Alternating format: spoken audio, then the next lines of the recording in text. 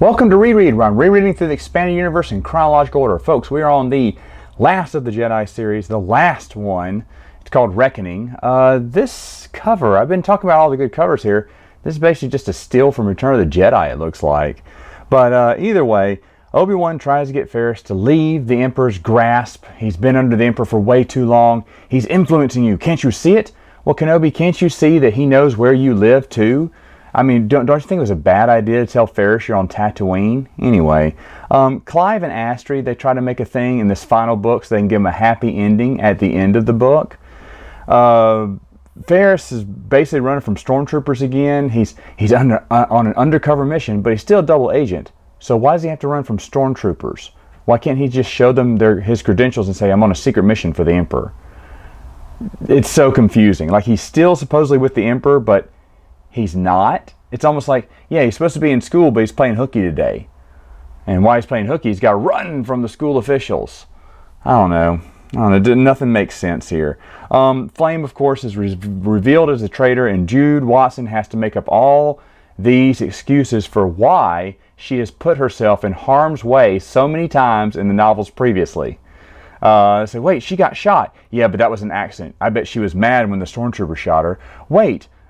Trevor goes, but wait, she was in the thick of battle with me and she saved my life, in the thick of battle. He goes, yeah, because the invasion came early. If it would come later, then she would have left you alone.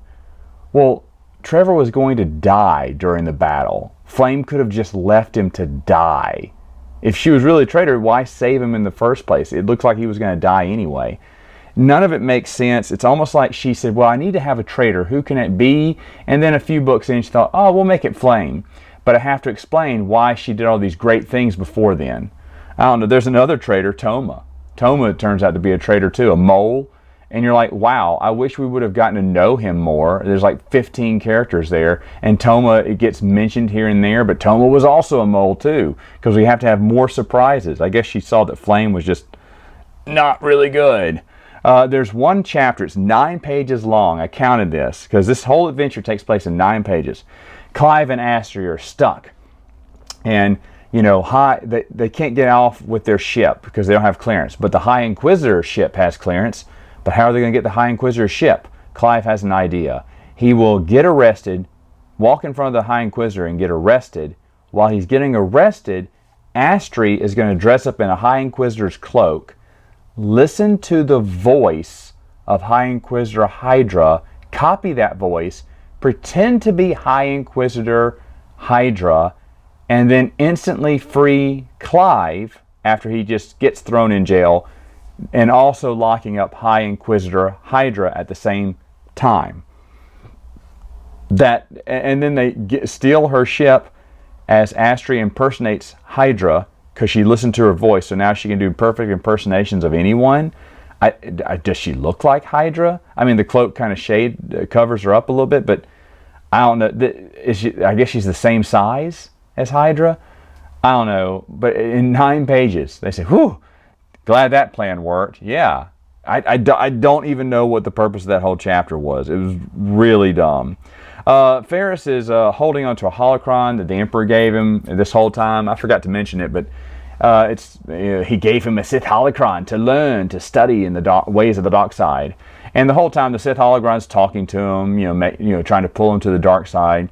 What the funny thing is, Ragul and Solus, they sense the dark side in Ferris. And Ragul goes, Ferris, the Emperor didn't give you anything to hold on to, did he?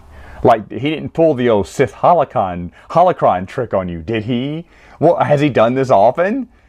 He just became Emperor, so how do you know he's holding on? He didn't. Even that's what he said. The Emperor didn't ask you to hold on to something for him, did he? Ah, the old Sith holocron in the pocket trick works every time. I know it's a children's book, but Jude Watson is much, much better than this, and her previous books have shown that to be the case. Ferris finds out, now that he knows that Anakin is Darth Vader, he says, well, Anakin always went to the map room in the Jedi Temple, which they mentioned never in Jedi Quest. Never. You could always find Anakin in the map room. And then sure enough, Anakin, or Darth Vader, still uses the map room at the Jedi Temple. Ferris met him there. What? Why is he still... He can't get his own map room? He likes the old Jedi Temple? What? It makes zero sense. Zero sense again. Of course, Ferris fights him. Ferris realizes he can't defeat him, even though the Sith holocron is egging him on. And he runs away from Darth Vader, who chuckles. Yes, laughing Darth Vader is alive and well in Jude Watson's book. He's, ha ha ha, you are a coward, Ferris. Yeah, I guess, because that's what Vader does. We like to see him laugh, right? Vader blows up the asteroid where they're trying to where they have their big hideout, but thankfully only 4 people are there, and 2 of them you don't really care about because you don't really know who they are. Aurikron and someone else that they get mentioned here or there, but there's so many Resistance members you don't care. Rygal and Solus die, 2 of the Jedi, but just like Superman, they find a little escape pod small enough for Lune, and so she escapes the destruction of the asteroid. And Ferris picks up Lune, and I guess Darth Vader doesn't register an escape pod jettisoning prior to the asteroid that he's going to blow up that he knows has rebels in it. I don't know. Nothing of this was really thought out. At the end, for some reason, Trevor's memories are erased because all the trauma this kid's gone through, his parents dying, some of the 4 of the thousands of Resistance members, and they say, oh yeah, Rowan was a big blow to him too. So they erased his memory. They used the drug from Jenna Xanador to erase his memory. Why, I have no idea. Again, and then of course, now that he's been brainwashed, he doesn't even know who Ferris is anymore. He's just a boy, and he doesn't have the weight of the world on his shoulders anymore, and he's happy.